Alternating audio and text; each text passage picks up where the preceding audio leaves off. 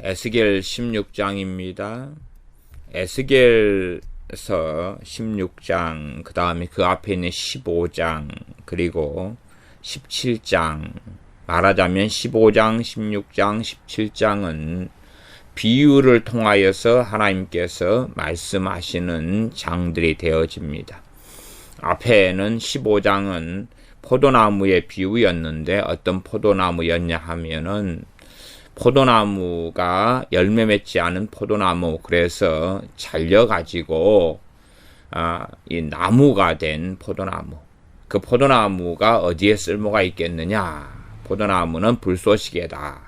그리고 불쏘시개 가운데서도 양옆이 태워져 버리고 가운데가 탄 그 포도나무는 어디에 쓰겠느냐? 그것도 불쏘시개밖에 될 수 없다. 그러면서 하시는 포도나무를 통한 쓸모없는 포도나무, 불쏘시개밖에 되지 않는 포도나무를 통한 비유가 15장이었고 16장은 하나님께서 이 쓸모없는 천덕꾸러기, 볼품없는 이 한 갓난아이, 버림받은 갓난아이, 그것도 태생도 아주 아무것도 아닌 그런 갓난아이를 하나님께서 잘 말하자면 돌봐주시고 은혜를 베푸셔가지고 이 갓난아이가 아름다운 이런 소녀가 되고 여인이 되어서 하나님께서 그 여인을 하나님의 여인으로 받아들였다. 그리고 거기에 무수히 좋은 것들을 다 주셨는데 그렇게 누려서 왕비같이 그렇게 살다가 그때부터 이제 하나님께서 주시는 그 아름다운 것들, 그 많은 것들을 가지고 여기저기 말하자면 이 남자 저 남자에게 음행하는 창기가 되었다.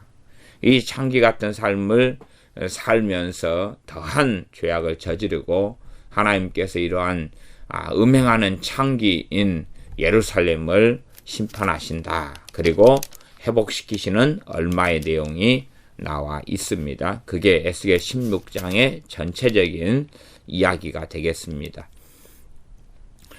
그 다음에 에스겔 17장은 독수리와 포도나무의 비유를 통해서 얼마나 지금 현재의 유다, 이스라엘이 잘못된 일을 행하고 그로 인하여 되어질 심판에 대하여 말씀합니다. 말하자면 이 독수리가 두 독수리가 있다. 한 독수리는 바벨론을 이야기하고요. 한 독수리는 애굽을 이야기합니다.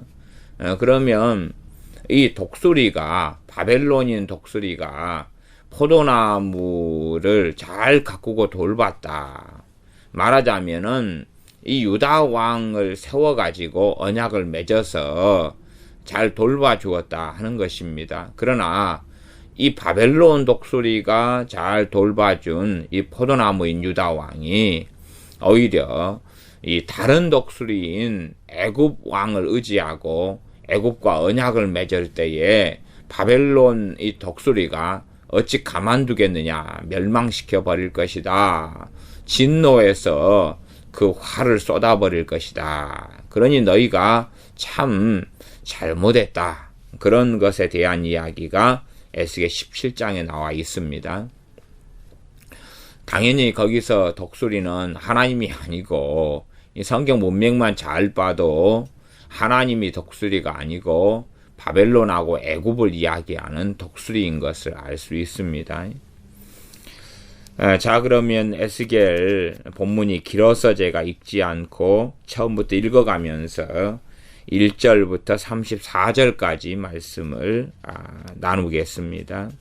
에스겔 16장 1절부터 34절까지를 제가 읽어가면서 말씀을 설명합니다.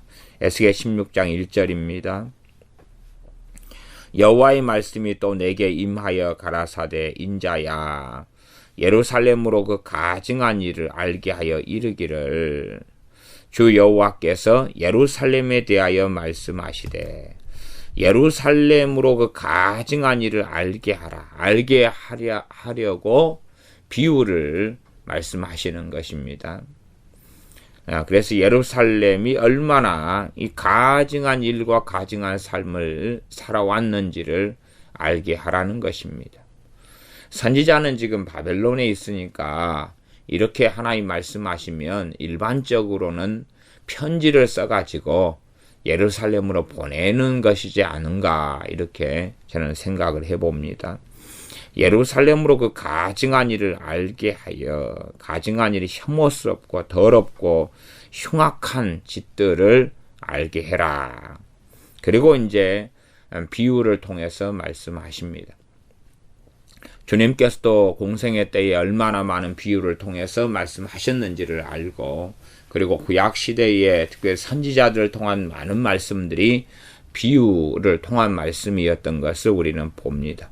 비유를 통해 말씀했을 때 사람은 상상해 볼 수 있고 생각해 볼 수 있고, 그런 다음에 그 자리에 우리 자신이 들어가서 더 생생하게 현실을 자각할 수 있기 때문에 비유를 사용하시는 면이 있습니다. 3절 이르기를 주 여호와께서 예루살렘에 대하여 말씀하시되 내 근본과 난 땅은 가나안이요 내 아비는 아모리 사람이요 내 어미는 헷 사람이라. 내 근본과 난 땅이 가나안이다. 가나안은 약소국이고 정말 볼품없고 천덕꾸러기 같은 존재들이고, 말하자면 토착민족이다, 이렇게도 말할 수 있습니다. 별로 그렇게 근본이나 태생이나 문벌이나 가문상으로 볼품없고 별 볼 일 없다는 것이 가나안 땅이다, 그 말입니다. 이스라엘 백성들이 과거에 가나안 땅에서 살아남았던 얼마의 이 족속들이 있었지 않습니까? 그들은 땔감을 지고 날랐고 종과 노예살이를 했어서 그들을 얼마나 업신여기고 천대했는지를 우리는 알고 있습니다. 이스라엘 백성이 과거에 원 가나안에 있는 팔레스틴을 얼마나 천대하는지, 지금도 마찬가지지 않습니까? 어쨌든 국제적으로나 국가적으로 이르머저머한 사정이 있더라도 지금 현재 유대인들이 팔레스틴 그 원주민들을 얼마나 천대하고 얼마나 그들에 대하여 지저분하고 더럽게 여기는지 우리가 생각해 보면 과거는 더 심하면 심했다, 그렇게도 말씀드리겠습니다. 그런데 하나님의 말씀은 뭐냐 하면 비유하시기를 내 근본과 난 땅은 가나안이다는 것입니다. 너가 천대하고 멸시하는 그 족속이 너 근본과 난 땅이다. 나아가서 내 아비는 아모리 사람이요 내 어미는 헷 사람이다. 과거만 해도 아버지 어머니가 다르면, 말하자면 우리 아버지는 한국 사람이고 어머니는 태국 사람이라면 참 많이 멸시와 천대를 받았지 않습니까? 그런데 하물며요, 이스라엘 사람들은 우리는 아브라함의 자손이다, 그리고 어마어마한 프라이드를 가지고 있지 않습니까? 아랍인들 같은 경우도 우리의 조상은 아브라함이다, 그리고 유대인들도 우리 조상은 아브라함이다는 이 자부심과 프라이드를 가지고 있는데, 하나님 말씀은 그게 아니라는 것입니다. 지금 비유로 하시는 말씀이지만 비유이지만 진리입니다. 비유이지만 진리예요. 태생적으로 아브라함이다, 그렇게 이들은 주장하면서 자부심을 가지지만 하나님께서는 내 아비는 아모리 사람이라는 것입니다. 아모리 사람이 어떤 사람들이었습니까?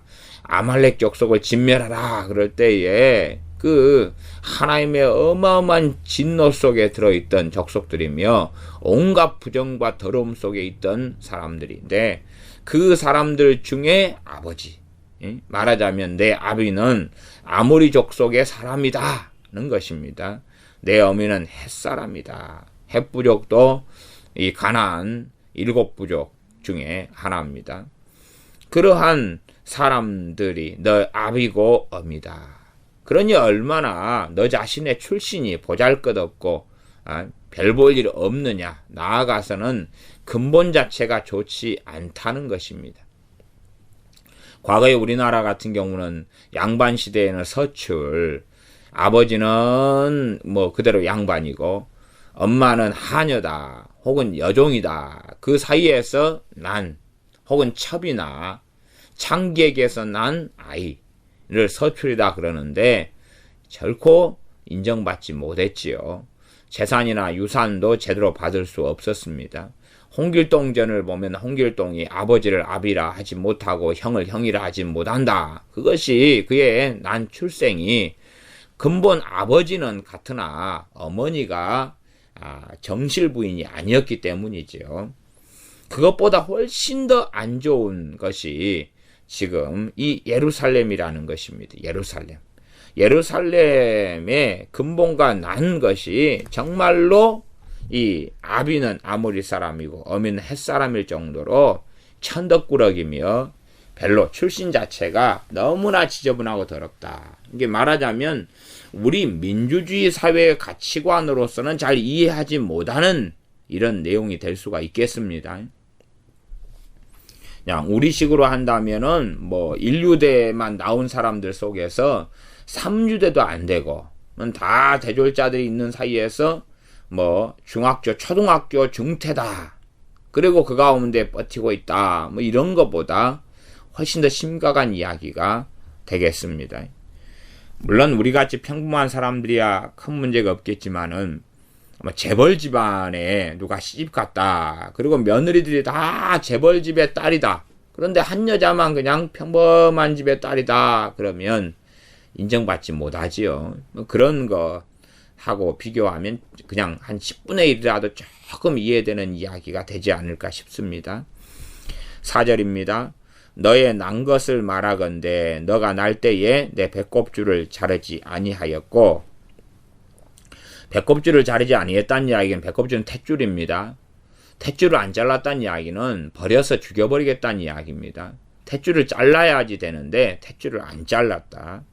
너를 물로 씻어 정결케 하지 아니했다. 태어날 때에 일단 막 핏물이 묻어 있고 막 그렇게 그 엄마 뱃속에 있는 그 뭐죠? 그걸 뭐라 하지? 아이를 담아놓는 이 양수에 범벅이 돼 있고 이런데 씻어주지 않고 다 소금을 뿌리지 않고 소금을 과거에는 좀 문질러주고 이렇게 해서 소독을 해주는 이런 관습이 있는데 그렇게도 안 해주고 너를 강보로 싸지도 않았다. 태어났으면 아이를 씻긴 다음에 추우니까 강보 보자기로 아이를 싸야 될 것 아닙니까? 너무 연약하니까요. 그렇게도 안 했다.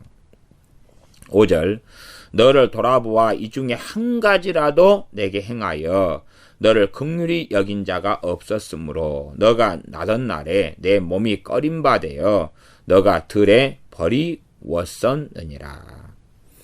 이 예루살렘은 아무런 힘도 없었다는 이야기. 갓난아이가 무슨 힘이 있고 능력이 있습니까? 뭔가를 할 만한 행위 자체도 하나도 없었다는 이야기고 더군다나 사랑받지 못해서 버리워졌다. 부모에게 버리워졌다. 부모는 아버지는 아모리 사람, 어미는 헷 사람이고 그 부모가 버렸고 더군다나 이웃 사람이나 주변 사람이라도 이 정말로 필요하고 해줘야 될 것을 아무것도 안 해줬다. 이것이 이 존재가 예루살렘이었다는 것입니다. 그런데 6절 내가 내 곁으로 지나갈 때에 너가 피투성이가 되어 발짓하는 것을 보고 이게 버려졌죠. 탯줄도 안 잘라지고 피투성이인 채로 버려져가지고 발짓은 뭐겠습니까? 발로 아둥바둥 하는 그런 갓난아이의 몸짓입니다. 그것을 보고 내가 누구십니까? 하나님이시지요. 그걸 보고 너에게 이르기를 너는 피투성이라도 살라. 다시 이르기를 너는 피투성이라도 살라 하고 피투성이라도 살라 그것이 이제 피투성이라도 살라 그것이 아니고 이게 번역을 좀 더 바르게 한다면은 피투성이인 너에게 살라. 다시 이르기를 피투성이인 너에게 다시 이르기를 살라. 이게 살라가 따옴표가 돼서 땡땡 돼야 됩니다. 피투성이라도 살라가 아니고 제게 이 구절 가지고 이렇게 문자 상담을 해오신 분도 계셨는데 피투성이라도 살라가 아니고 피투성이 너에게 내가 말하노니 살라. 다시 피투성이 너에게 내가 말하노니 살라. 그래야지 번역상 좀 더 맞다. 그렇게 말씀드리겠습니다. 이게 하나님께서 피투성이인 채로 있는 이 갓난아이에게, 버림받은 갓난아이에게 살라. 그리고 다시 말하노니 살라. 살아나라. 그 말입니다. 살아나라. 피투성이인 아이에게 살아나라. 살아나라. 그렇게 말씀하셨다는 것입니다. 하나님의 말씀은 권능이 있지 않습니까? 하나님께서 말씀으로 천지를 창조하셨는데 하나님께서 이 버림받은 예루살렘 피투성이 아무 볼품없고 쓸모없고 천덕꾸러기고 이러한 예루살렘에게 살아나라. 살아나라 말씀하셨습니다. 7절 내가 너로 들의 풀같이 많게 하였더니 들의 풀이 얼마나 잘나고 무성합니까? 그렇게 해서 하나님께서 이제 이 예루살렘에 대한 이야기, 하나님의 백성에 대한 이야기입니다. 하나님의 자녀들에 대한 이야기고 이스라엘에 대한 이야기입니다. 예루살렘은 하나님의 백성, 하나님의 자녀들을 상징하는 단어입니다.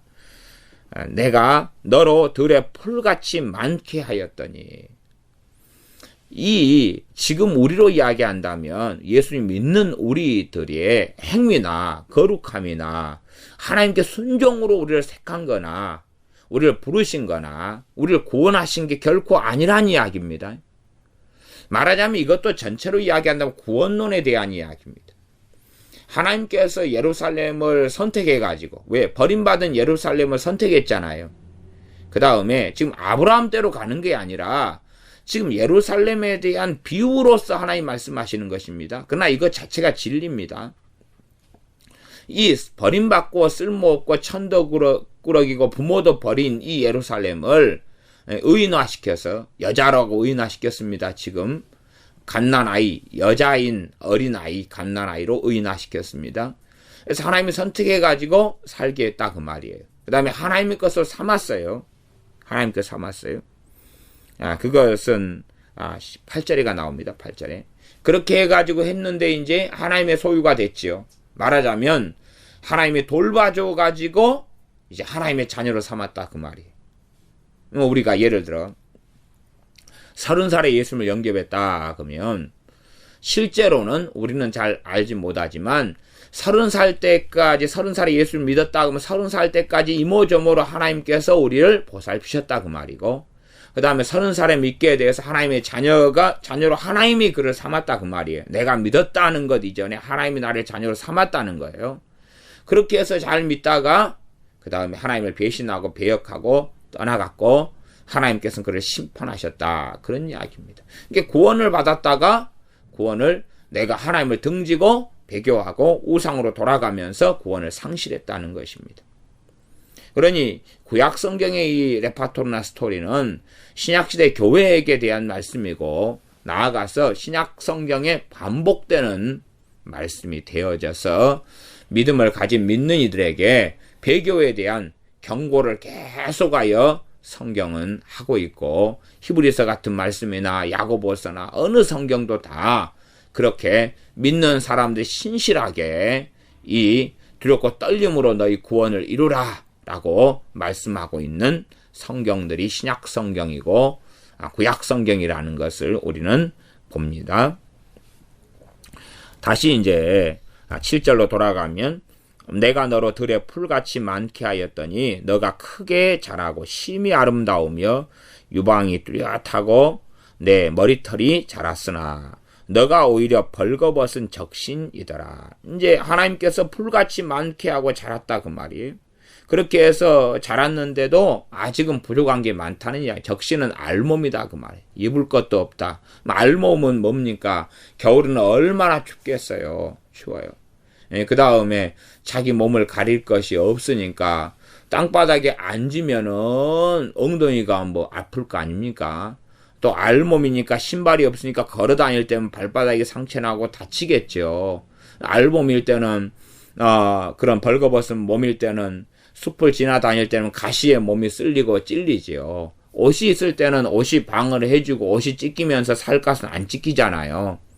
그렇게 되는데 알몸인 상태에서는 쉽게 해를 당하지요. 제가 옛날에 야생고양이를 장갑을 두꺼운 겨울장갑을 끼고 잡은 적이 있는데 두꺼운 겨울장갑이니까 야생고양이가 물어도 다치질 않아요. 그러다가 어느 때 또 다른 야생 고양이를 잡을 때가 있었는데 새끼 고양인데도 야생이니까 발톱이 굉장히 날카로운데 장갑을 안 찐 손으로 만졌다가 이 발톱에 긁혔는데 깊이 살갗이 파이고 피가 많이 났어요. 그러니까 우리가 알몸이다, 아무것도 몸에 입은 게 없다, 신은 게 없다, 그러면 우리는 쉽게 상처나고 다칩니다. 요즘에도 뭐 일을 할 때 면장갑을 안 끼고 일을 하면 손 껍질이 쉽게 벗겨지고 막 그렇게 상하고 다쳐요. 장갑을 끼고 할 때는 힘든 일이라도 이 손바닥이나 껍질이나 손이 상하지 않습니다.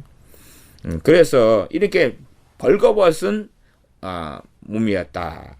그러니 얼마나 아름답게 하나님께서 자라게 했는데도 불구하고 아직은 볼품없고 다치기 쉽고 상하기 쉽고 위험하고 안전하지 않고 그런 존재가 예루살렘이었다.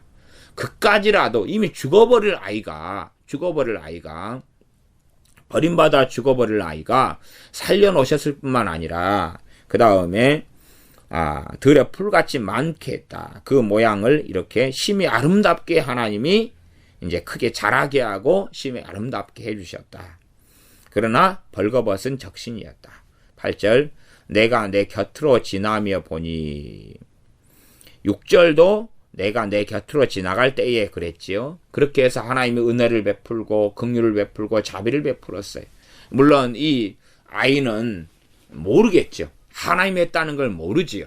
그러니까 많은 사람들이 하나님께 돌아오지 않아도 하나님의 심판을 받을 수밖에 없습니다. 이걸 신학적으로는 일반 은총이라 그러기도 합니다. 물론 이 예루살렘에 대한 것은 특별 은총에 속한 것이라 이렇게 봐야지 맞겠습니다. 8절 내가 내 곁으로 지나며 보니 내 때가 사랑스러운 때라. 내 옷으로 너를 덮어 벌거벗은 것을 가리우고 하나님께서 내 옷으로 너를 덮었다는 거예요. 그러니까 하나님께서 옷을 주셨다는 이야기죠. 하나님의 옷을 가리우고 내게 맹세하고 언약하여 너로 내게 속하게 하였었느니라. 하나님의 자녀, 하나님의 백성을 삼았다 그런 것입니다. 여기서는 이제 하나님의 아내를 삼았다 그렇게도 우리가 해석할 수 있습니다. 그래서 하나님께 속했다는 이야기는 구원을 받았습니까? 안 받았습니까? 구원론으로 한다면 구원받았다 그 말이지요. 아무런 어떤 일을 해서가 아니라 하나님의 눈에 사랑스럽게 보였고 하나님이 사랑하셨어요. 그 전부터도 죽어버릴 사람 멸망당할 이 예루살렘을 하나님께서 살려내셨고 풍성하게 하셨고 그 다음에 하나님께서 어느 때가 되어져서 이 예루살렘을 구원하셨다 그 말입니다. 지금 믿는 우리하고 지금 같은 입장이에요. 같은 입장. 우리의 행위로서 구원받는 게 아니라 오직 믿음으로만 구원받고 실상은 나아가서는 그 믿음도 우리가 믿으려 할 때에 하나님을 믿는 믿음을 우리에게 주시는 것입니다. 우리가 만들어내는 게 아니라 우리가 믿는 것은 우리가 믿는 행위처럼 보입니다마는 우리가 하나님께 마음을 열 때에 진실로 구원받는 믿음을 우리에게 주시는 것이라고 신약 성경은 여러 차례에 걸쳐서 그 진실을 말씀하고 있습니다. 그래서 내게 맹세하고 언약하여 너로 내게 속하게 하였었느니라. 하나님이 맹세하고 언약한 거예요. 무슨 어떤 조건적인 언약이 아닙니다. 물론 여기서 조건적이다고도 볼 수 있고 무조건적이다고 볼 수 있으나 여기서는 이제 무조건적이다 이런 부분이 강조될 수밖에 없습니다. 왜냐하면 이가 뭔가를 해줘서가 아니라 이게 조건적이면 무조건적이고 무조건적이면 조건적인데 여기까지 가면 너무 형이 상학적으로 가는 거죠. 그래서 어쨌든 간에 하나님께서 사랑하셔가지고 언약을 맺어주신 거예요. 하나님 입장에서 언약을 맺어주신 거예요. 실상은 별로 가치 없는 존재, 대성적으로나 아니면 하나님께서 언약을 맺어주실 때도 하나님이 자라게 하시며 하나님이 살게 하시고 하나님이 돌봐주셔가지고 그래가지고 큰 다음에 언약을 맺어 주신 것입니다. 9절 나주 여호와의 말이니라 내가 물로 너를 씻겨서 내 피를 없이 하며 내게 기름을 붓고 이제 맹세하고 언약해가지고 옷을 덮어주셨어요. 그 다음에 이제 하나님이 은혜 속에서 훨씬 풍성하고 많은 일들을 하나님의 백성이고 하나님의 자녀고 하나님의 아내 삼은 예루살렘에게 해주시는 것입니다. 그 중에 첫 번째가 물로 너를 씻겼다. 그래서 내 피를 없이 했다. 과거에 지금 피투성이가 되어가지고 살았잖아요. 피투성이가. 그렇게 태어났잖아요. 그러니 그 상태에서 풍성하고 자랐는데도 불구하고 온갖 더러운 게 가득할 거고 그 핏물도 아직은 그대로 있을 거고 이런 비유 속에서 얼마나 하나님 눈에 사랑스럽게 보이지만 실제로는 깨끗하고 맑은 처녀의 몸은 아니라 그 말이죠. 얼마나 더럽고 지저분함의 피투성이냐 그 말이죠. 그런 것이지.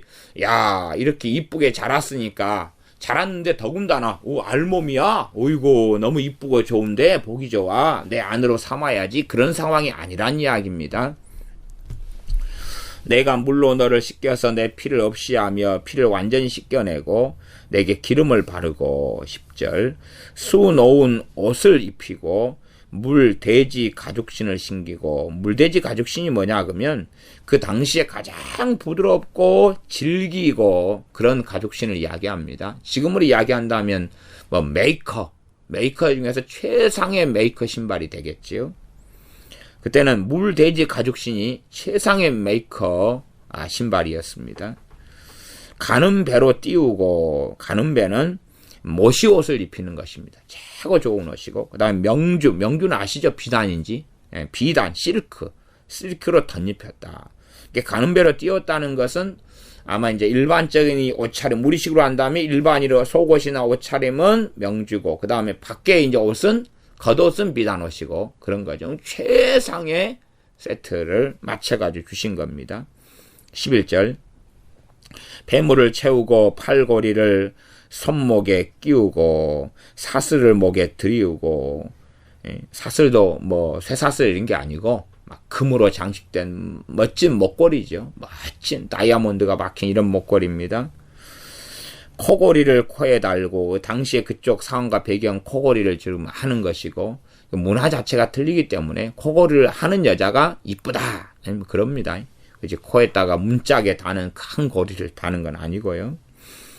귀고리를 귀에 달고 화려한 멸류관을 머리에 씌웠나니 이와 같이 너가 금, 은으로 장식하고 가는 배, 모시옷이고 명주와 실크, 비단과 수놓은 것을 입으며 또 고운 밀가루와 꿀과 기름을 먹음으로 극히 곱고 형통하여 왕후의 지위에 나아갔느니라.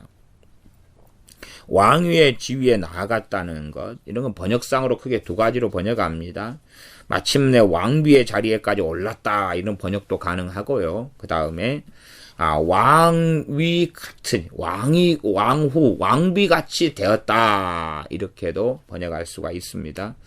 그만큼 이제 하나님이 주신 것이 너무나 아름답고 너무나 놀랍고 너무나 그 주신 은혜가 많아서 사람들에게 인정받고 존경받고 찬탄하고 박수칠 만한 그러한 대상이 되었다는 이야기입니다. 그 사람도 너무나 자기가 가진 게 많고 자기가 입은 옷, 폐물, 자신이 가진 아름다움, 소유물들, 지금으로 한다면 재산이죠. 많은 아이들이 공부하지만은 공부를 통해서 자신을 자아 성취를 하고 인격을 도야하고 하나님을 영화롭게 하고 이런 것보다는 실제로 요즘의 젊은이들이 공부를 하는 이유는 돈 벌기 위해서죠. 돈 벌기 위해서. 이게 목적이 사실은 이 공부에 정말로 놀라운 목적이 상실된 시대에 살아갑니다. 돈 벌기 위해서 이 무수한 재물을 하나님이 안겨주시는 거죠. 그렇게 해서 14절 내 화려함을 인하여 내 명성이 이방인 중에 퍼졌음은 예루살렘을 하나님께서 하나님의 말하자면 전적인 은혜로 칼빈주 5대 교리 가운데 하나인 이 하나님의 이 불가항력적인 은혜 그것으로서 하나님의 은혜죠. 하나님의 은혜로서 이 예루살렘을 이렇게 해주셨다.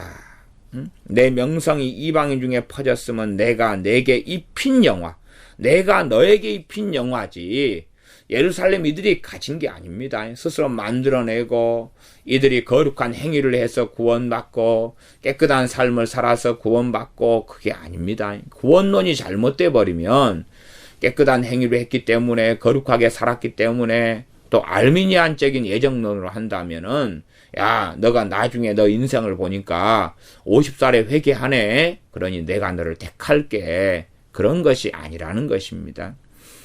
하나님께서 내가 너에게 입힌 영화로 내 화려함이 온전함이니라. 하나님께서 입혀주신 영화 때문에 화려함이 온전해졌다. 온전했다 그 말은 완벽해졌다. 나 주 여호와의 말이니라. 이까지는 이제 하나님께서 과거에 예루살렘에 하셨던 것입니다. 하셔서 이렇게 볼품없고 쓸모없는 천덕꾸러기, 가문이나 문벌이나 아무것도 아닌 이러한 존재, 사람, 이러한 이 갓난아이, 죽어가는 갓난아이를 살려주셨고 하나님의 소유물로 삼으셨고 하나님의 백성으로 삼아주셨다. 그것만 했을 뿐만 아니라 금은 부귀 영화를 안겨주셨다는 것입니다. 그래서 주변에 있는 이 사람들, 이방인들, 다른 나라, 다른 민족들 이를 보면서 와 저럴 수가 있느냐 하게 해주셨다는 이야기입니다. 15절 그러나 너가 내 화려함을 믿고 내 명성을 인하여 행음하되 무릇 지나가는 자면 더불어 음란을 많이 행함으로 내 몸이 그들의 것이 되었도다. 비유를 계속하고 있습니다. 지금 간음하는 비유를 하고 있는데 내 명성을 인하여 행음한다. 화려하고 명성이 있고 나이트클럽에도 이 얼굴과 미모가 안 되면은 받아주지를 않지요. 나이트클럽도 물을 관리해야 되기 때문에 예를 들어 70살 된 할머니가 나이트클럽에 들어가려 그러면 들어가게 하겠어요? 못하게 하겠어요? 못하게 하지요. 할머니, 여긴 할머니가 오실 곳이 아니에요. 50살 된 아줌마가 들어가려 그러면 아줌마 들어올 것이 아니에요. 예를 들어 50살 된 아줌마라도 예외는 있겠죠. 탤런트 같이 몸매를 잘 관리하고 이쁘고 이러면 뭐 동안으로 보이니까 50살이 아니라 한 25살 같이 보이고 그럴 거 아니에요. 그러니까 들어갈 때 되면은 뭐 상관없이 이렇게 받아주겠지요. 그러나 그렇지 않고 통통하고 뚱뚱하고 배가 나와 있고 얼굴이 늙었고 주름살이 있는데 젊은이들이 가는 나이트클럽에 들어오려 그러면 아이고 아줌마 캬바레 나가세요. 캬바레 여기는 나이트클럽이에요. 주제 파악을 하셔야지. 저리 가세요. 그러거나 또 물관리를 잘하기 때문에 좋은 나이트클럽일수록 물관리 잘합니다. 좋다는 건 세상적인 의미의 좋다는 이야기입니다.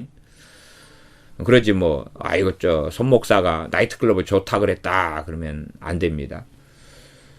그 뚱뚱한 이런 분들이나 얼굴이 잘 안 되시는 분들은 나이트클럽에 가서 죄를 지으려 그래도 나이트클럽인 종업원들이 죄 짓지 마라 그럽니다. 왜 죄 짓지 마라 그럽니까? 몸매가 안 되고 얼굴이 안 된다고 들어오지 마라 그럽니다. 요즘 시대에는 몸매가 안 되고 얼굴이 안 되는 것도 큰 복에 속합니다. 왜냐하면 이 남자들이란 존재는요 주로 성욕에 의하여 삽니다. 여자들은 남자들을 잘 이해를 못해요.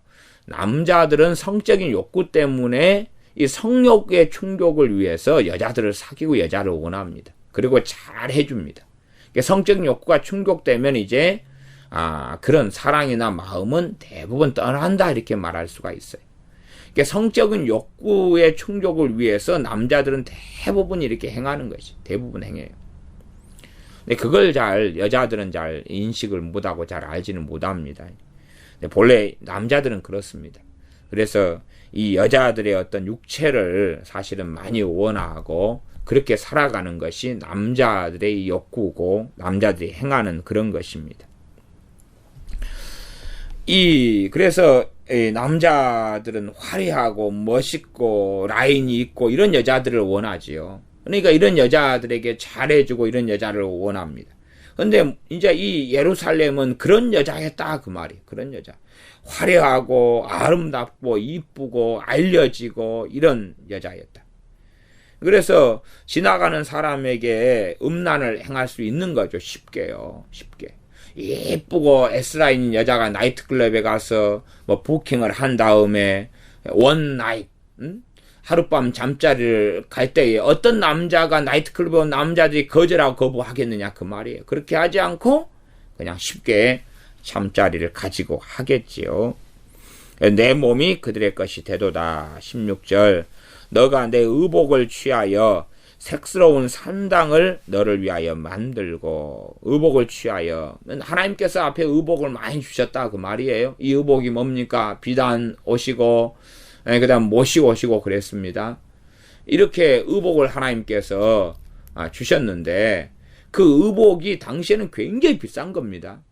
우리가 성경을 통해 보지만은 이 나아만 장군이 선지자에게 올 때에 왕이 또 의복을 또 줄 때도 그 의복 숫자가 많지는 않습니다. 요즘으로 한다면 어지간한 보통 사람들도 옷 그냥 10벌, 20벌 산다 그러지만 과거에는 옷 만드는 것이 이런 산업화가 되지 않았기 때문에 수작업을 해야 되기 때문에 옷 자체가 굉장히 비싸고 그 다음에 천도 이렇게 발달하지 않았기 때문에 천 자체를 구하는 것도 어렵고 실 자체를 만드는 게 어렵기 때문에 옷의 가격이 어마어마하게 비싸고 그 다음에 옷도 보통 서민들이나 사람들이 평범한 사람들이 입는 옷하고 정말로 높은 사람들이 입는 진짜 좋은 옷, 값어치 있는 옷 이런 것은 너무 비싸가지고 과거의 왕들이 공신들 신하에게 옷 3벌 주고 5벌 주고 그랬다 그 말이에요. 너무나 귀하고 가치가 있기 때문에 옷을 내리는 거죠. 이건 그냥 보통 돈으로는 장만할 수 없기 때문에 그렇습니다. 그러니 이러한 의복을 취해가지고 옷을 가지고 옷을 팔아서 색스러운 산당을 만들 수 있다는 거예요. 그건 산당도 그냥 산당이 아니고 색스러운 산당. 색스러운 산당은 실제로는 이곳에서 말하자면 창녀총 같은 것을 만든다 그 말이에요. 그래서 여기에서 몸을 파는 거지요. 색스러운 산당을 너를 위하여 만들고 거기서 행음하였나니 이런 일은 전무후무하니라. 전무후무하니라. 이전도 없고 이후도 없는 절대 있을 수 없는 일이다. 17절 너가 또 나의 준 금, 은 장식품으로 너를 위하여 남자 우상을 만들어 행음하며 하나님께서 준 금은 장식품을 통해서 우상을 만든다는 거예요. 우상을 만들어서 그 우상을 더불어 섬기고 살아간다.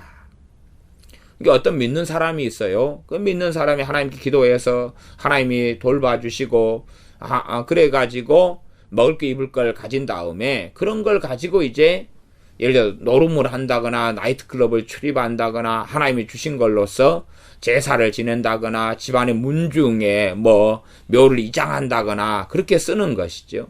그 이상의 그런 양상들을 이야기한다고 생각하면 되겠습니다. 18절 또 내 수놓은 옷으로 그 우상에게 입히고 수놓은 옷도 누가 주신 겁니까? 하나님이 주신 거지요.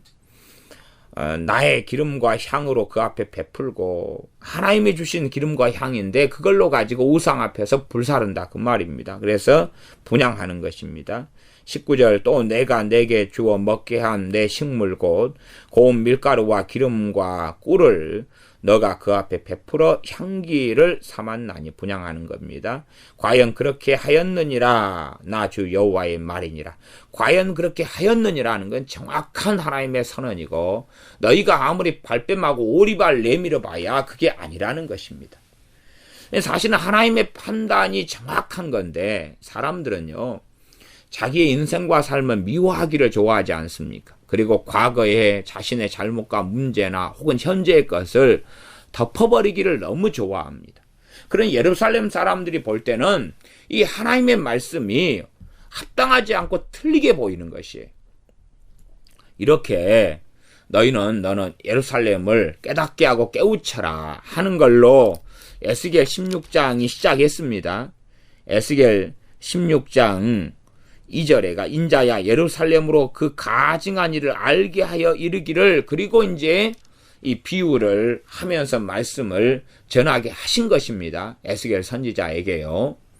그러나 과연 이 예루살렘은 이때에 이것을 듣고도 깨닫게 되었을 것이냐 하는 것입니다. 당연히 깨닫게 되지 않았지요. 심지어는 인정하지 않았을 거고 에스겔 선지자를 진정한 선지자로 여기지 않았을 수도 있습니다. 서신을 통해서 보냈다 그래도 지가 뭔데 우리는 이게 아니야. 내가 보기에 아닌 거 보니까 거짓말이구만. 틀린 거구만. 그렇게 하기 쉬웠다는 것입니다. 대부분은 그렇게 해서 이 멸망 속에 들어갔습니다. 그러니 사람들이 진실한 하나님의 말씀을 보고 하나님의 말씀을 들을 때에 과연 이 말씀을 통해서 자기를 비춰보는 것이 가능하겠느냐. 사람들은 자신은 다 무죄하기를 원하고 10의 잘못이다 그러면 8개는 감추거나 인정하지 않고 한두 개만 인정하면서 나는 그렇게 못돼 먹지 않았어. 혹은 세상 사람들이 다 이렇게 사는 거잖아. 이 정도도 없는 사람이 어디가 있어? 그럽니다. 용서하라는 하나님 말씀을 듣고도 용서하지 않으면서도 어떻게 다 용서하고 살아? 누가 다 용서하고 살 수 있어? 그러한 웃기는 이야기를 합니다. 꼭 자기가 하나님의 용서를 받지 않은 것처럼 용서하고 어떻게 다 살아? 그렇게 말하는 것은, 그렇게 또한 생각하는 것은 우리 주님의 용서를 부정하고 부인하는 것이고 주님을 부인하는 길과 삶을 사는 것입니다. 그러함에 그렇게 길을 걸어가는 사람이 결코 하나님 앞에 설 수 없을 것이고 구원받은 자의 반열이 있지 않을 것이고 주님의 생명책에 그 이름은 남겨져 있지 않을 것입니다. 이 20절 이제 19절 마지막에는 과연 그렇게 하였느니라 나주 여호와의 말이니라 그러면서 더 심각한 상황까지 이야기합니다. 20절 또 너가 나를 위하여 낳은 내 자녀를 가져. 이 예루살렘이 하나님의 백성이 하나님을 위하여 자녀를 낳았다 그 말이에요. 지금 현재도 우리에게도 참 중요한 말씀입니다. 우리가 자녀를 낳는 것이 믿는 사람이 자녀를 위해 자녀를 낳는다. 네 인생을 위해 네를 복되게 하기 위해서 네를 낳는다. 그게 아니에요. 또 부모를 위해서 자식을 낳는다. 그게 아닙니다. 어떤 자녀가 태어나든지 하나님을 위해서 낳는 것입니다. 하나님을 위해서 낳는 것이고 이게 출발이고 기본이고 기본 마인드고 기본 인식이 돼야 되고 나아가서 하나님 위해 낳았으면 하나님 위해서 키워야 되는 거죠. 근데 요즘에 믿는 부모들은 자식을 위해서 자식을 키웁니다. 자식의 인생을 네가 멋지게 살아, 네가 행복하게 살아, 네가 잘 먹고 잘 살아. 그것만 해도 엄마는 만족한다, 아빠는 만족한다. 네만 그냥 잘 먹고 잘 살고 네만 행복하다면 엄마 아빠는 좋아. 어떻게 돼도 좋아. 그런 인생을 사는데 어떻게 하나님의 심판을 받지 않겠습니까? 너가 나를 위하여 낳은 내 자녀를 가져 그들에게 드려 제물을 삼아 불살랐느니라.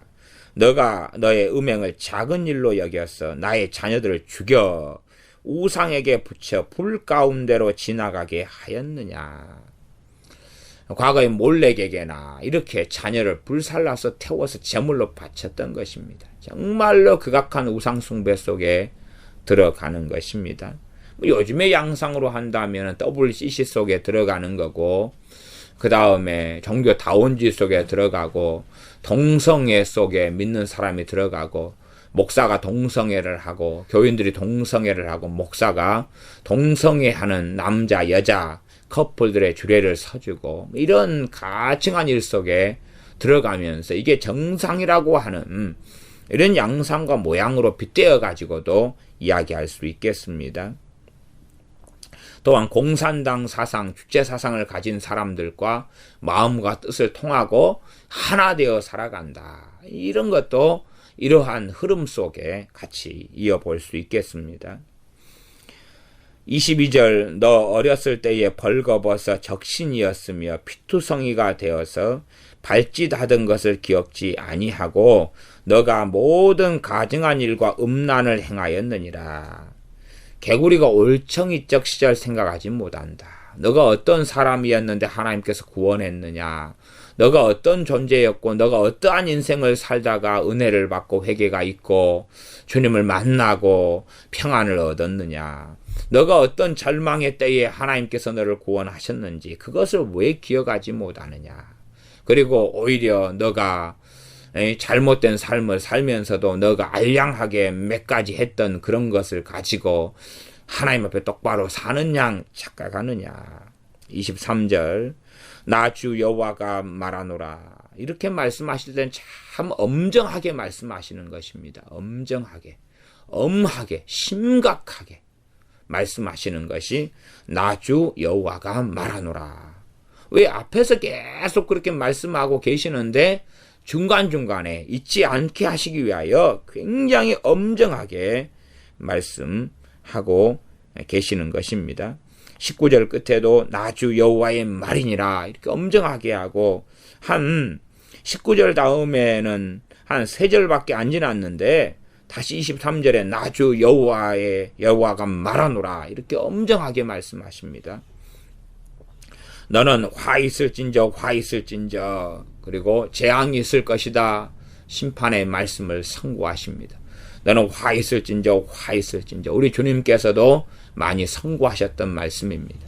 너는 화 있을진저 이런 것을 하나님의 사랑이다 주님의 사랑이다 하고 덮어버리면 안 됩니다.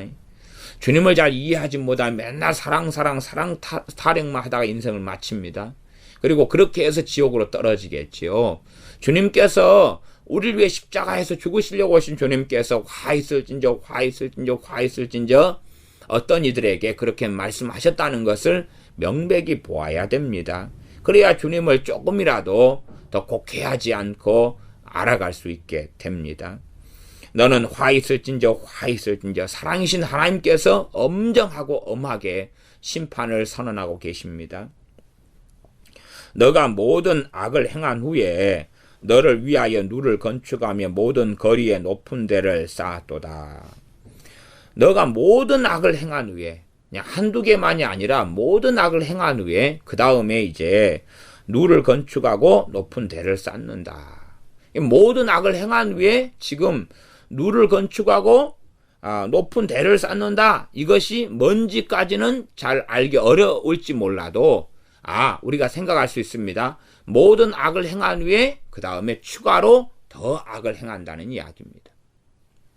그 자세한 내용은 자세하게는 알 수 없지만 일반적으로 이해할 수 있는 내용까지는 뒤에가 나왔습니다.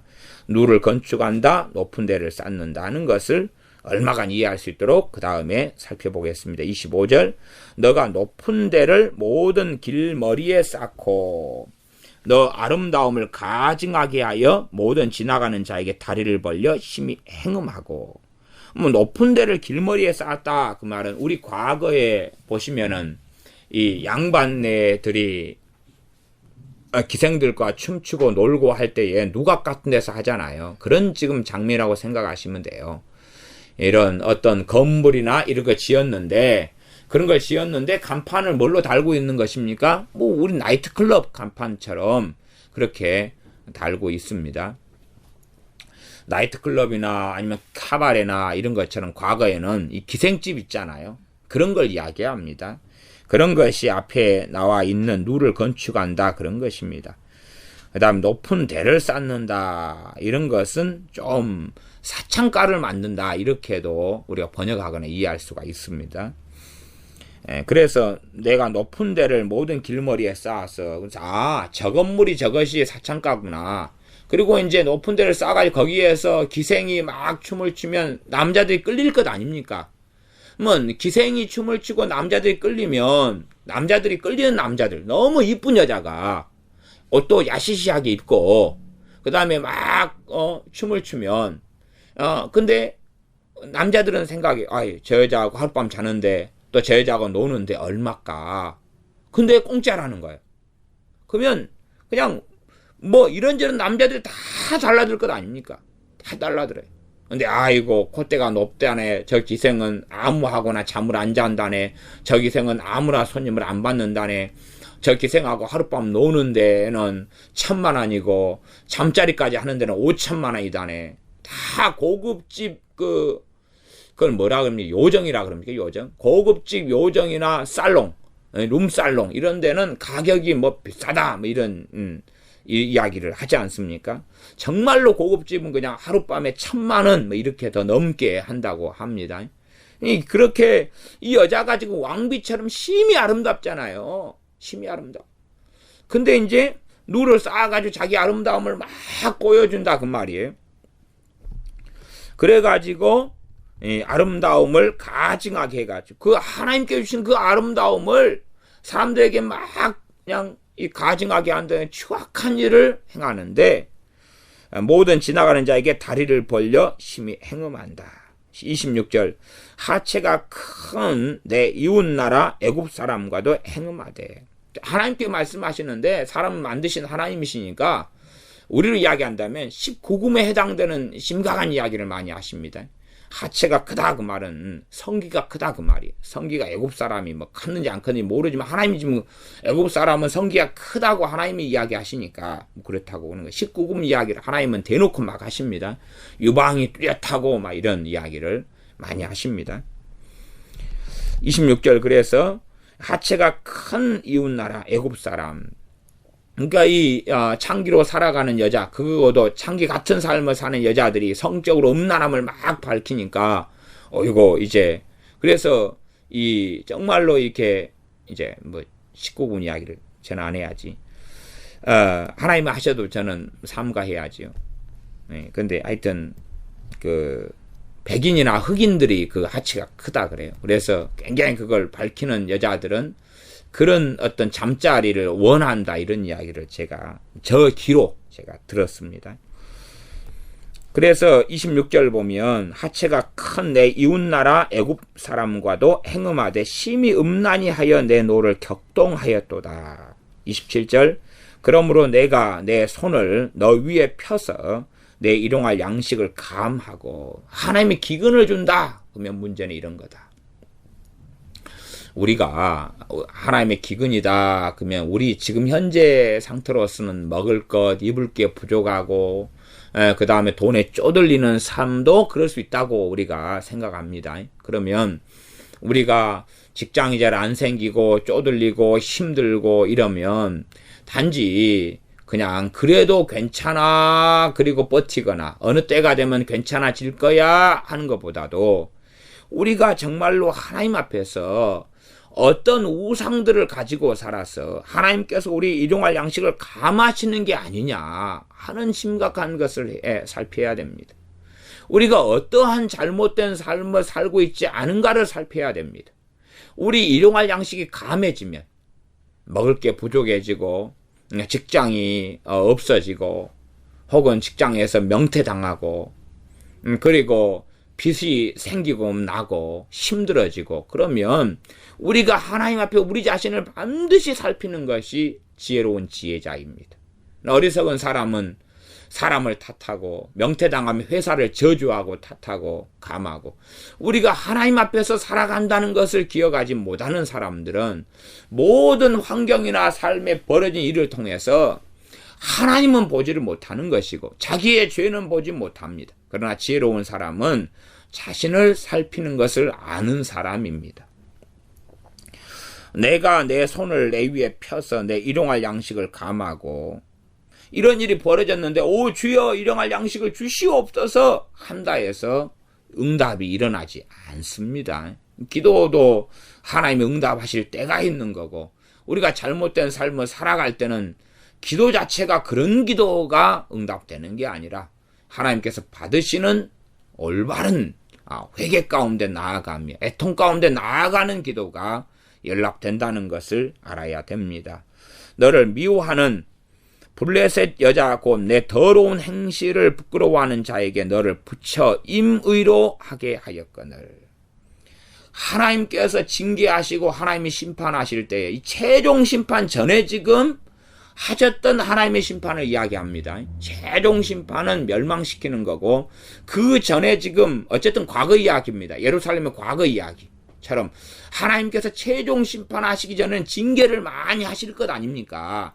그 징계에 나와 있는 27절로서는 첫 번째 것이 양식을 감하신 거고, 두 번째 것은 너를 미워하는 블레셋 여자의 손에 붙인다는 것이. 너를 미워하는 블레셋 여자. 그러니까 우리를 미워하는 사람들의 손에 우리를 붙이는 거예요. 어떤 직장 상사가 나를 미워하는데 내가 그 상사의 팀에 소속된 팀원이 되는 거예요. 그러니까 그 직장 상사가 나를 계속 미워하는 거예요.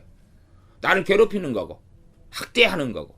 물론 우리가 미움받을 짓을 해가지고 이 미움을 받는 것, 이것은 우리의 미움받을 행동이나 일을 고쳐야 됩니다. 그러나 우리가 내가 보기에 그런 게 아닌 것 같은데, 과도한 건데 그렇게 해서 미움받는다, 이런 손에 하나님의 붙임인 줄을 어떻게 알겠느냐, 그 말입니다. 우리가 하나님 앞에서 잘못된 삶과 인생을 살기 때문에 하나님께서 우리를 사람들 손에 붙이시는 건지 아닌가 하는 걸 꼭 살펴야 됩니다. 다른 사람들 손, 더군다나 우리를 미워하고 싫어하고 안 좋게 보이는 사람의 손에 우리가 붙여져서 이들이 우리를 임의로, 너를 붙여 임의로 하게 하였거늘, 이게 하나님의 징계에 속하는 것입니다.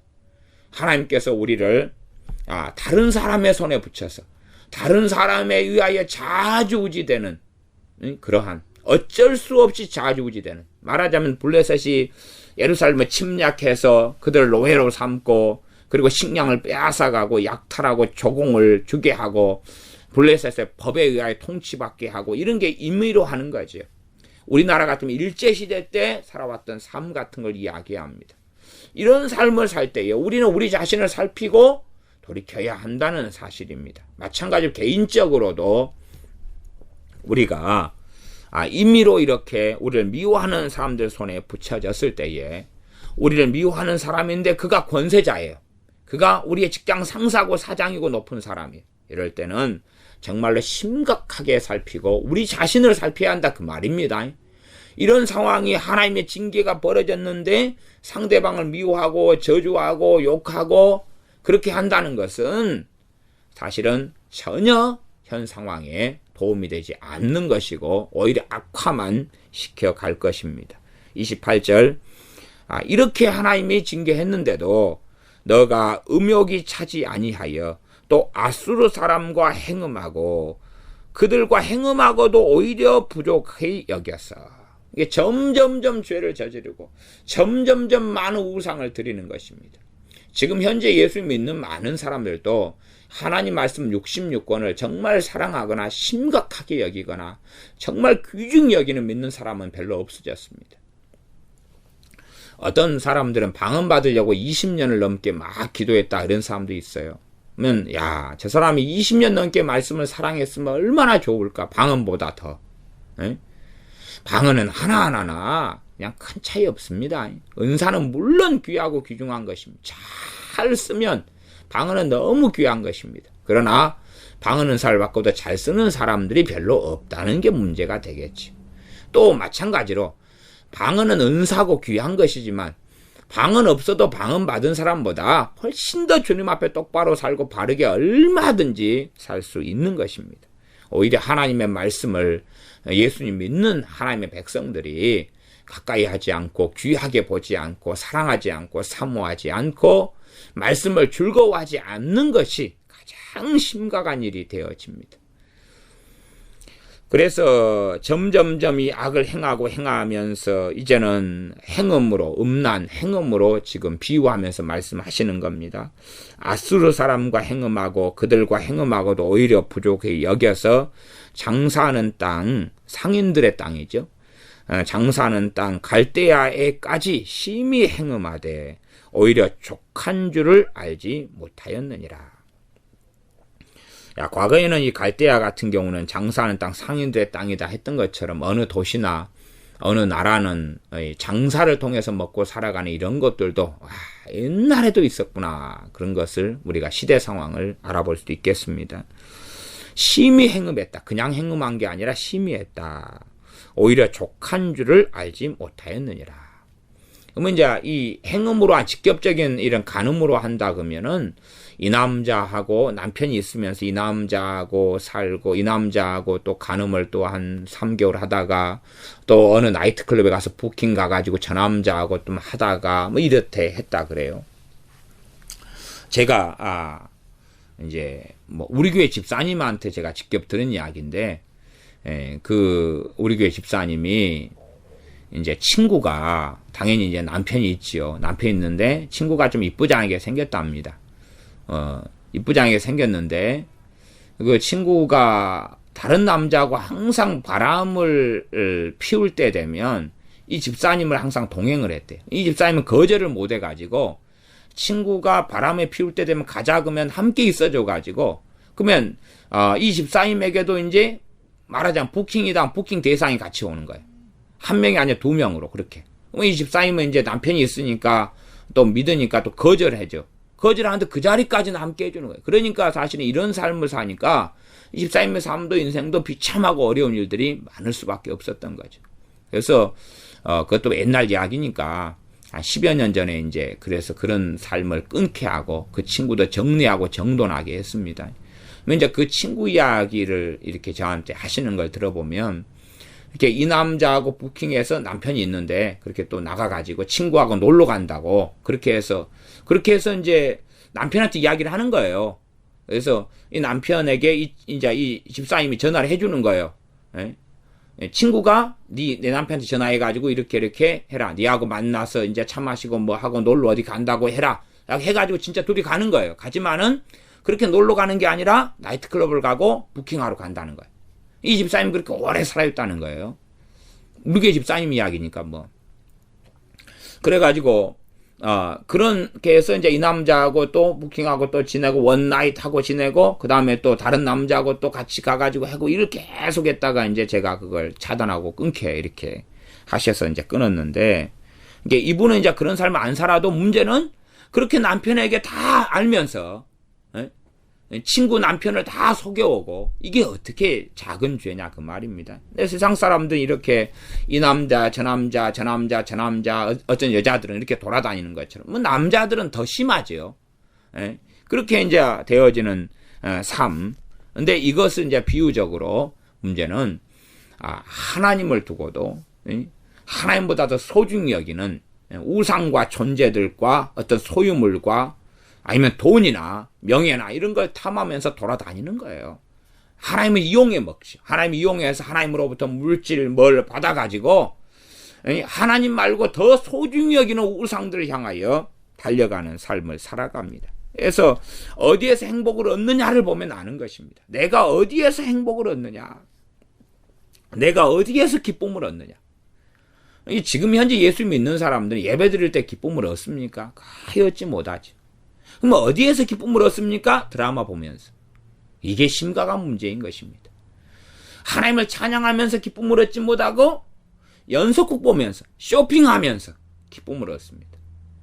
하나님께 기도하면서 기쁨을 얻지 못하고 뭐 여행하면서 그 다음에 다른 남자하고 만나고 다른 여자하고 희덕거리고 놀면서 그러면서 기쁨을 얻지. 그러니 사실은 어떻게 우상이 그 속에 없는 거냐 그 말이에요. 하나님과 함께 머물러 있는 것이 기쁨이 되지 않는다면 그러면 우상 숭배 속에 그 사람은 깊이 들어가 있는 것입니다. 하나님의 사람이 이렇게 고백하지 않습니까? 궁전에서 첫날을 지내는 것보다 하나님의 전 문지기로 하루 있는 게 낫다. 하나님을 가까이 배울 수 있는 하나님의 전 문지기로 하루를 지내는 것이 부귀 영화를 누리는 이런 궁궐에서 임금 같은 삶을 첫날을 사는 것보다 낫다. 첫날이면 3년이 되지 않습니까?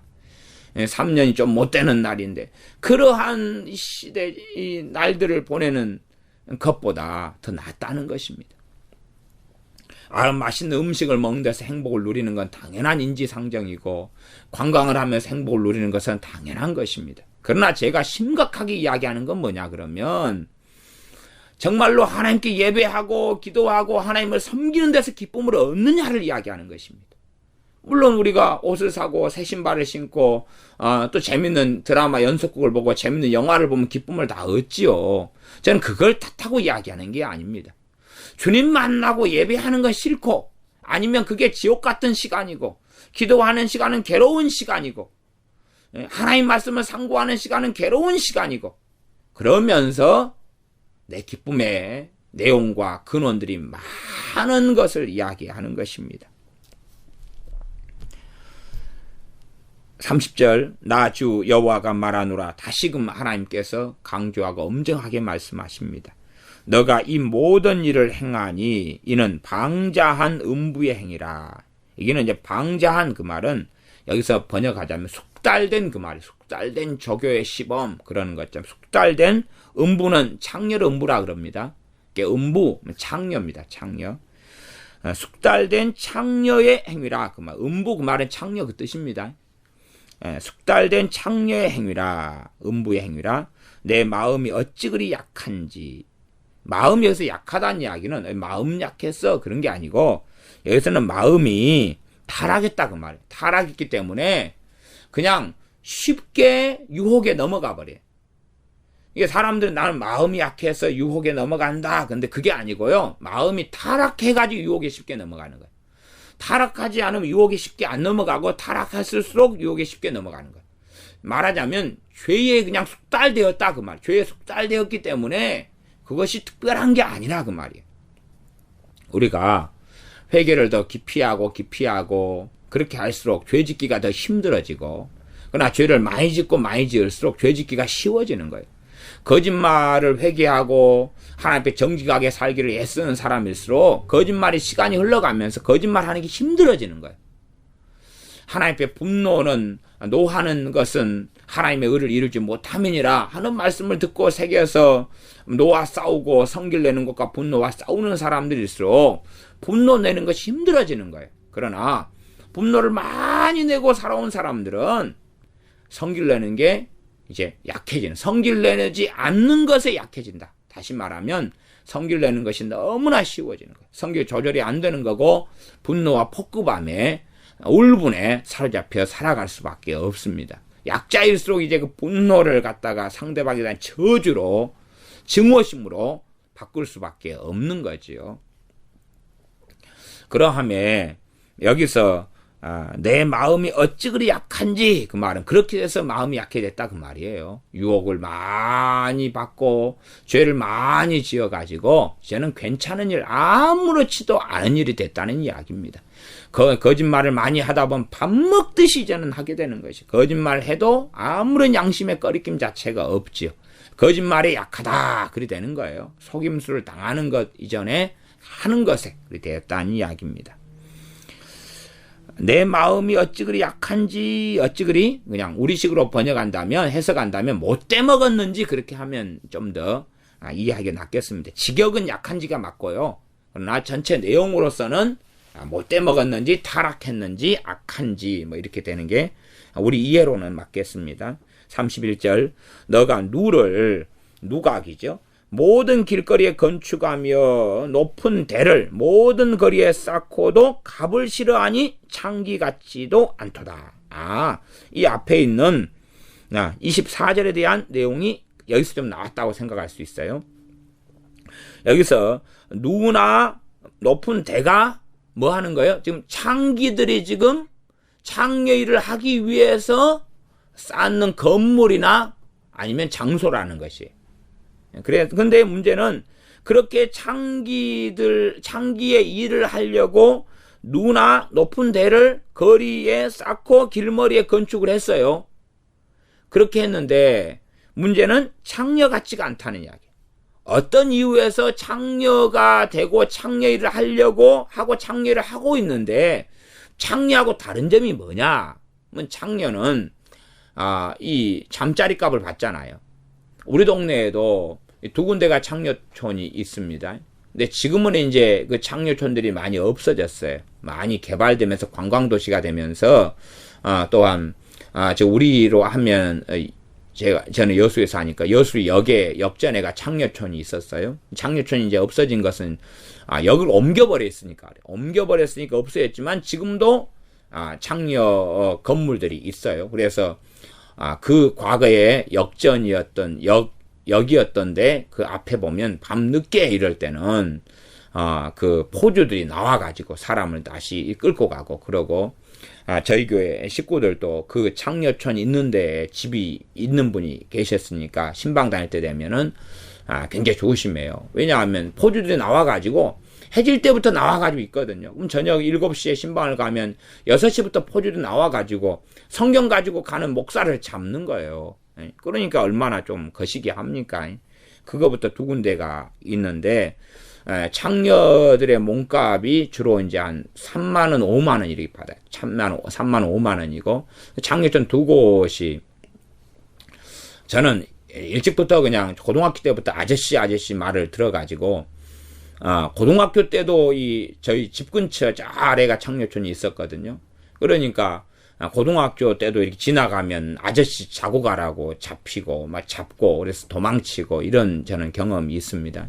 그래서 저쪽 역전 창녀촌은 좀 젊은 창녀들. 근데 전부 다 이 집 방마다 이렇게 철망을 다 해놨습니다. 철로 다 박아서 못 도망가게 이렇게 해놨어요. 포주들이 잡아가지고 참 비참한 삶을 살고 목욕탕에도 창녀들이 주로 다니는 목욕탕이 있는데 거기에는 이제 아주 포주 이런 여자들이 함께 와가지고 도망 못 가게 이렇게 지키고 같이 목욕을 하고 이런 경우도 있고요. 혹은 이제 그 떡대들이 있잖아요. 그쪽에 있는 기둥서방들이나 이 깡패들 이런 사람들이 목욕탕 밖에서 기다리고 있고 옛날엔 그런 모습들이 많이 있었는데 요즘은 좀 적어졌습니다. 요즘은 확실히 이제 창녀들이 좀 적어졌어요. 물론 제가 창녀의 삶을 산다 해서 그걸 비난하는 건 아닙니다. 왜냐하면은 누가 원해서 그런 삶을 사는 사람이 누가 있겠느냐는 것이에요. 빚더미에 올라앉거나 잘못된 삶을 살아왔거나 어릴 때 잘못해서 가출해서 잘못 사채를 써가지고 그렇게 됐거나 이런 삶이에요. 그러지 창녀가 아닌 사람들이 창녀보다 더 실제로 깨끗한 건 아니라 그렇게 말씀은 드리겠습니다. 이제 주님께서 창녀의 비유를 하신 거예요. 주님께서 전능하신 아버지 하나님께서 창녀 이야기를 하신 거예요. 그래서 창녀 이야기를 하니까 물론 이 창녀 되시는 분들도 꼭 구원받아야 되고 우리가 복음을 전해야 되고 전도를 해야 됩니다.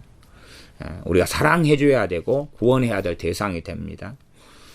그래서 이제 창기 같지 않도다 32절 그 지아비 대신에 외인과 사통하여 간음하는 아내로다. 창기 같지 않은데 그 이유가 뭐냐?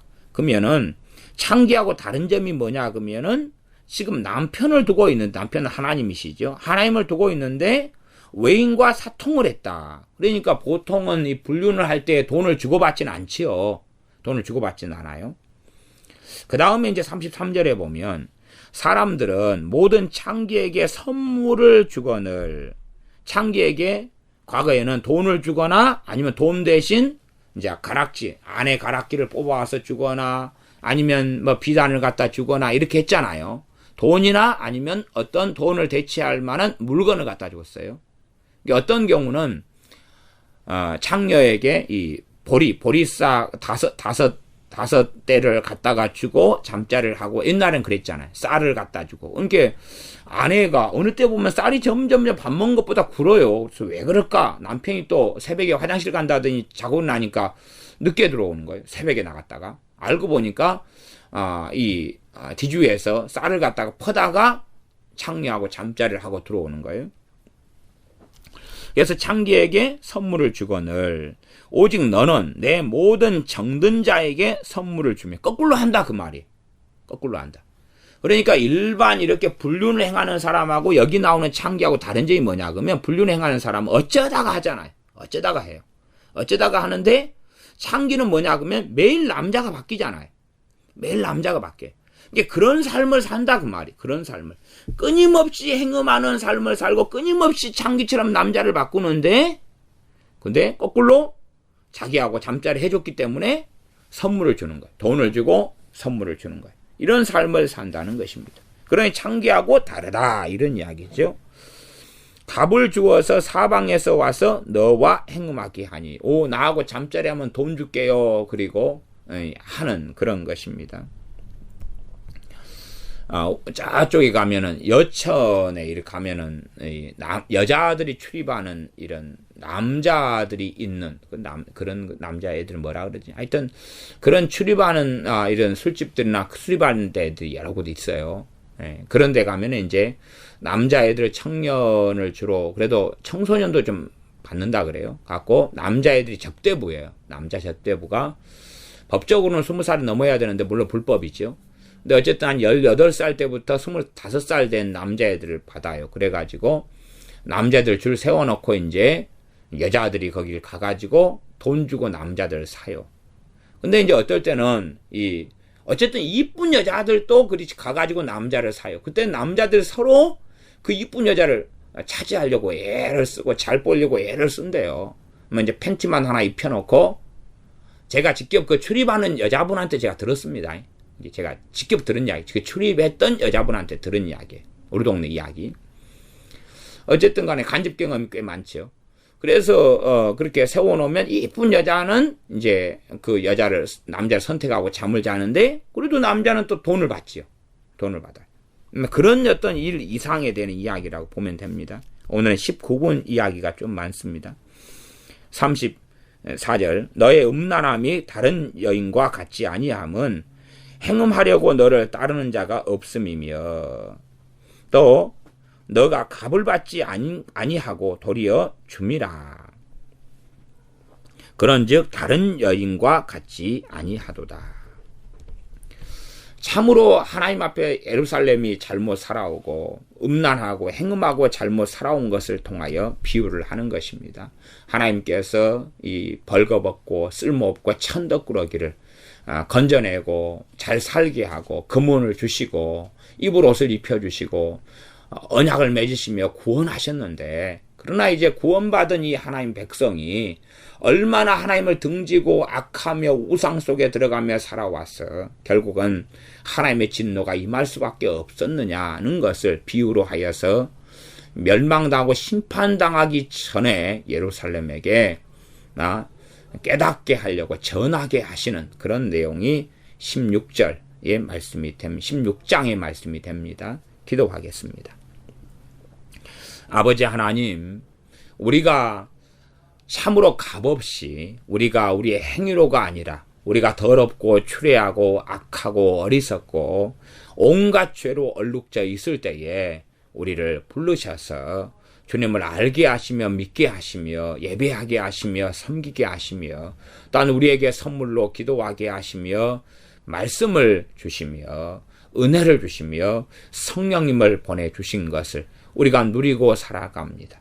그러나 우리가 또한 끊임없이 하나님 말씀과 어그러진 삶을 살기를 좋아하고 하나님께 기도하고 예배하며 찬양하기를 즐거워하기보다는 세상의 쾌락을 더 원하며 하나님을 사랑하기보다는 세상을 더 사랑하는 삶을 통하여 우상 속에 하나님을 등지는 삶 속에 우리가 나아갑니다. 이러한 어리석음을 하나님께서 성령을 통하여 깨닫게 하시며 말씀을 통하여 깨닫게 도와주셔서 하나님의 진노를 받아 멸망당했던 예루살렘처럼 되지 아니하고 다시금 돌이켜 하나님 은혜 앞에 서며 과거를 회상하고 과거를 생각해 볼 때에 얼마나 하나님께서 우리를 사랑하셨고 은혜 베풀어 주셨는가 하는 것을 돌이켜서 다시 회개하며 엎드리는 그리하여 하나님의 대적을 받는 사람이 아니라 하나님의 은혜 속에 긍휼과 자비를 다시 얻는 사람들이 우리가 되게 하여 주시옵소서. 예수님의 이름으로 기도하옵나이다. 아멘.